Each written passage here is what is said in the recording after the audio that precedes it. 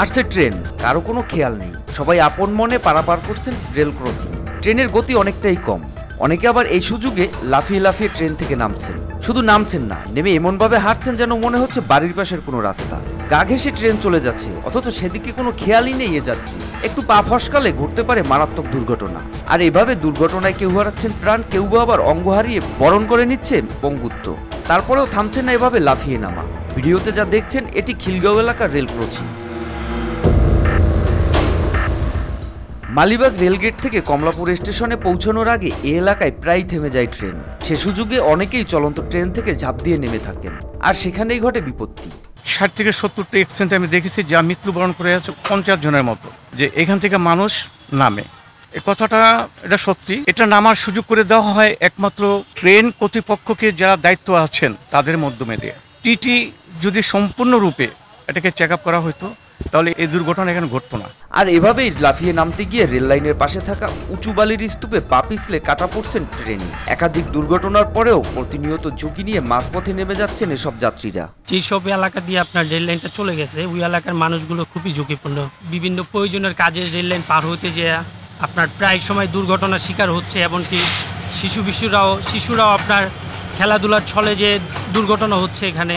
তো আশা করি রেল লাইনটাকে আপনার একটু নিরাপদ করা উচিত, যেন সাধারণ মানুষজন এখানে অবাধ ঘোরাফেরা না করতে পারে।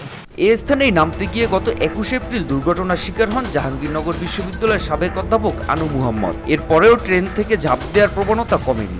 মূলত সময় বাঁচাতে এবং টিকিট না কাটায় টিটিদের সহায়তায় এখানেই নামছেন যাত্রীরা। মানে টিকিট যারা আছে তারাও নামে ওরা, যারা নাই তারাও নামে পড়ে।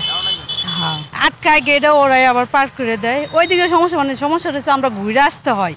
এদিকে পহেলা মে একই এলাকায় চলন্ত ট্রেন থেকে লাফিয়ে নামতে গিয়ে ট্রেনে কাটা পড়েন এক যুবক। এখানে ট্রেন প্রায় সময় স্লো করে, তো ট্রেনটা যখন স্লো করতেছিল তখন লোকটা নামতে ছিল, নামার সময় সে লোকটা পা পিছলে, মাটিটা ঢাল কারণে পা পিছলে সে চাকার তলে চলে যায়, এমনকি তার মাঝখান থেকে কোমরের নিচ থেকে 2 ভাগ হয়ে যায়। রেল লাইনের সীমানা প্রাচীর না থাকা এবং ট্রেন থেকে এভাবে নামার সুযোগ দেয়াকে দায়ী করছেন স্থানীয়রা। এই এলাকায় ফুটওভার ব্রিজ না থাকায় এভাবেই ঝুঁকিপূর্ণ রেল লাইন পারাপারে বাধ্য হচ্ছেন তারা। তো রেল লাইনটাকে যদি আপনার 2 পাশে ওয়াল করে কাঁটাতাল দিয়ে দেয়, যেন সাধারণ মানুষজন এটার ভিতরে প্রবেশ না করতে পারে, সেক্ষেত্রে আমি মনে করি যে দুর্ঘটনা অনেকটাই কমে যাবে। এটা আমরা রিস্ক নিয়ে হাইরে মনে করলেন আমরা চলাচল করি, আর কিছু মনে করলেন যে এই জায়গায় তো কোনো সুবিধা নাই, যে আশেপাশে সিঙ্গেলের কোনো ব্যবস্থা নাই। তো ওইখান থেকে লোকজনের ওইখানে যাওয়া লাগে, আর এর মাঝখানে কোনো ফ্লাইওভার ব্রিজ নাই, কোনো ক্রসিং বা কোনো যাওয়ার কোনো রাস্তা নাই।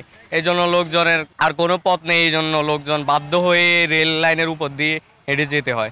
স্থানীয়দের দাবি রেল যাত্রা নিরাপদ করতে এভাবে ট্রেন থামানো বন্ধ করতে হবে, নির্মাণ করতে হবে সীমানা প্রাচীর। স্থানীয়দের পারাপারের জন্য একটি ফুটওভার ব্রিজ নির্মাণ করা হলে কমে আসবে দুর্ঘটনা। মোহাম্মদ সায়েম, RTV।